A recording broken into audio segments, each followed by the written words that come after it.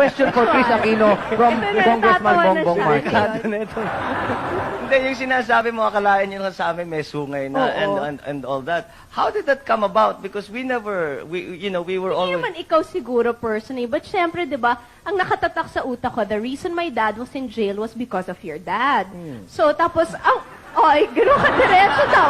Hindi, totoo naman ho talaga yun. Kasi nga, I was explaining to him, I was only 18 months old when martial law was declared. So, 18 months lang ako nun. So, syempre, ang kinalakihan ko, dumadalaw kami sa Fort Bonifacio. And tinatanong ko, bakit ganito? Bakit ganyan? And syempre, bumabalik sa daddy mo. But then, I remember, of course, na your mom was very nice to my dad nung nagka-heart attack ang daddy ko at ang mommy mo nag-facilitate na makapunta kami sa Amerika. So, hindi naman ako blinded totally na lahat ng ginawa nyo evil. Hindi naman ganon.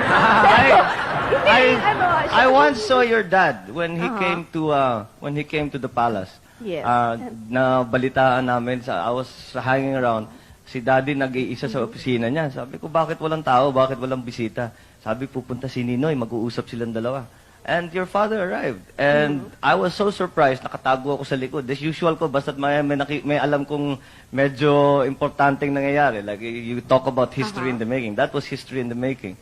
Nakatago ako sa likod. And I was so surprised. Ang tawagan nila, Brad.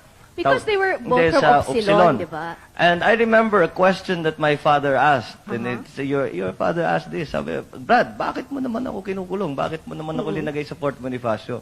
Ang tanong naman ng tatay ko sa'yo, Brad, kung ikaw nasa posisyon mo, sa posisyon ko, hindi mo ba gagawin?